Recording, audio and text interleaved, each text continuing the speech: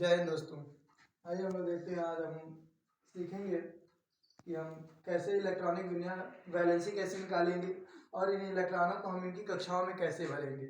इससे पहले हम जानेंगे परमाणु किसे कहते हैं।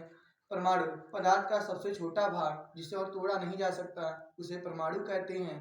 यह डाल्टन महोदय ने बताया था और आगे चलकर अन्य वैज्ञानिकों ने भी इसके विषय में रिसर्च किया और बताया कि परमाणु को छोटा और किया जा सकता है, जो इलेक्ट्रॉन और प्रोटॉन और न्यूट्रॉन से मिलकर बना होता है परमाणु, जिसमें थॉमसन महोदय ने इलेक्ट्रॉन की खोज किया। उसके बाद रदरफोर्ड ने थॉमसन परमाणु मॉडल के अनुसार प्रोटॉन की खोज की और यह बताया गया, थॉमसन महोदय ने रदरफोर्ड महोदय ने यह बताया कि जितने इलेक्ट्रॉन होते हैं उतने ही क्या होते हैं, प्रोटॉन होते हैं। इसके अनुसार हम देखेंगे यहाँ पे जेड जो है यह परमाणु क्रमांक है। परमाणु क्रमांक को हम जेड से दिखाते हैं और तत्व किसे कहते हैं, जैसे कि हम इससे पहले जानेंगे पदार्थ किसे कहते हैं। जो जगह घेरता हो उसके पास थोड़ा या ज़्यादा द्रव्यमान हो उसे पदार्थ कहते हैं। पदार्थ को दो भागों में बांटा गया है, भौतिक संगठन के आधार पर और रासायनिक संगठन के आधार पर। भौतिक संगठन के आधार पर ठोस द्रव गैस कहते हैं, रासायनिक संगठन के आधार पर शुद्ध द्रव्य और मिश्रण कहते हैं। शुद्ध द्रव्य का यहाँ होता है पदार्थ। शुद्ध पदार्थ को भी दो भागों में बांटा गया है, तत्व और यौगिक। यहाँ जो तत्व शब्द आया है, तत्व को शुद्ध पदार्थ का सबसे छोटा भाग तत्व कहलाता है। इसे अंग्रेजी में एलिमेंट कहते हैं। तत्व इस 118 खोजे गए हैं, अभी तक जितने तत्व हैं वह 118 है। तो तत्व भी 3 प्रकार के होते हैं, धातु, अधातु और उपधातु। धातु का मतलब ये होता है जो इलेक्ट्रॉनों को ग्रहण करने की क्षमता नहीं रखता है, जितना इलेक्ट्रॉन देगा उतना ही धनायन बनाएगा। और अधातु जो इलेक्ट्रॉनों को देने की क्षमता रखता है, वह इलेक्ट्रॉनों को ग्रहण करने की क्षमता रखता है, वो अधातु कहलाता है। उपधातु धातु और अधातु दोनों का गुण रखता है। यहाँ थोड़ा सा गलत हो गया।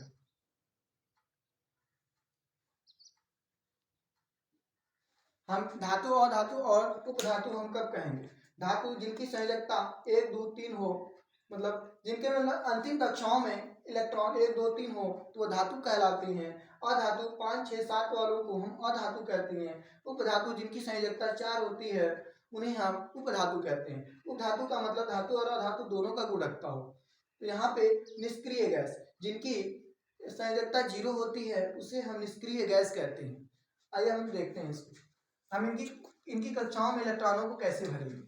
हाइड्रोजन, यहाँ जो हाइड्रोजन है इसका मैंने यहाँ पे क्या लिखा हूँ, Z बराबर E। Z का मतलब होता है परमाणु क्रमांक, E का मतलब होता है प्रोटॉन, E का मतलब होता है इलेक्ट्रॉन। जितने ही इलेक्ट्रॉन होंगे उतने ही प्रोटॉन होंगे। तो यहाँ पे देखिए हाइड्रोजन का परमाणु क्रमांक कितना है, 1 है। और यहाँ पे भी Z का मान जब हमें 1 मिला तो जितने ही परमाणु क्रमांक होंगे उतने ही क्या होंगे, इलेक्ट्रॉन होंगे। तो इसका मतलब इससे पहले हम ये जानेंगे कि इसको हम कक्षाओं को भरें कैसे।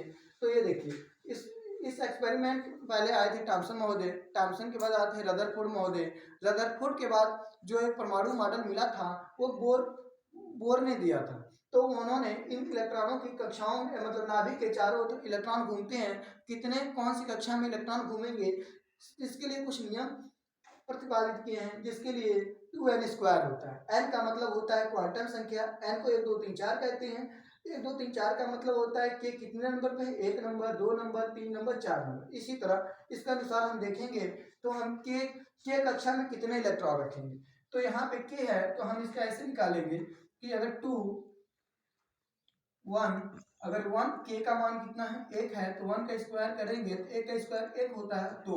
यहाँ पे 2 आ जाएंगे, 2 गुणे 2 का स्क्वायर, 2 दूने 4 8 हो जाएगा, 2 2 गुणे 3 का स्क्वायर 9 दूना 18 हो जाएगा। हम इसी तरह निकालते चलेंगे तो हमें यहाँ पता चलेगा कि 2 भरना है, यहाँ पे 8 भरना है, यहाँ पे 18 भरना है, यहाँ पे 18 तक, यहीं तक लिखे हैं।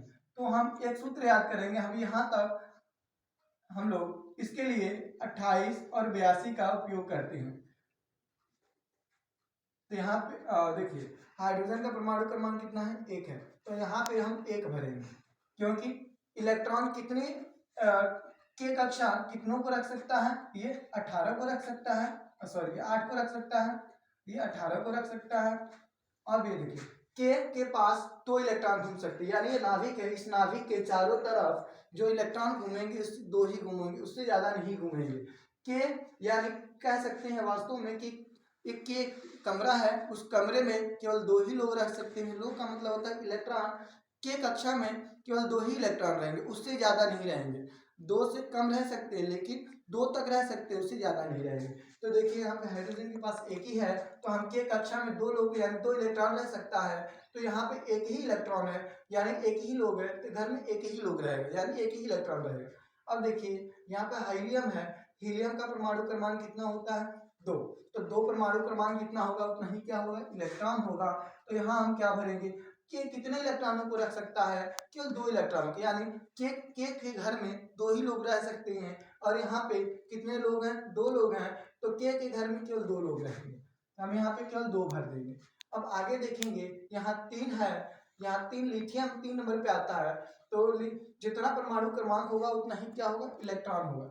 तो लिथियम कितने नंबर पे आता है 3 नंबर पे, तो इसका परमाणु क्रमांक हो जाएगा, यहाँ पे 3 लोग हैं, के कितने लोगों को रख सकता है 2 लोगों को, तो हम यहाँ पे कितना भरेंगे 2। अब बच गया के ने 2 लोगों को रख लिया, तो 3 में से 2 जाए, एक व्यक्ति बच गया, तो यानी 1 इलेक्ट्रॉन बच गया, तो हम उसको एल की कक्षा में भेजेंगे। एल वाला कितने लोगों को रख सकता है 8 लोगों को रख सकता है, ठीक है 8 लोगों को रख सकता है। तो यहाँ पे 8 लोगों को रख सकता है, तो हम यहाँ पे कितना रखेंगे 1 रखेंगे, ठीक है। अब आगे देखते हैं बेरिलियम, बेरिलियम का परमाणु क्रमांक 4 है, तो इसका इलेक्ट्रॉन भी कितने होंगे 4 होंगे, लेकिन के कितने इलेक्ट्रॉनों को रख सकता है 2 इलेक्ट्रॉनों को रख सकता है, तो यहाँ लिखेंगे 2। अब एल कितने लोगों को यानी कितने इलेक्ट्रॉन को रख सकता है, उसके पास रखने की कितनी क्षमता है 8। अगर ये जैसे ही के में इलेक्ट्रॉन 2 पूरे हो जाते हैं तो वैसे ही ये अगली कक्षा में भेज देता है जितने बचते हैं, तो अभी 2 बचा है, तो 4 में से 2 जाए 2 बचा, तो हम यहाँ लिखेंगे 2।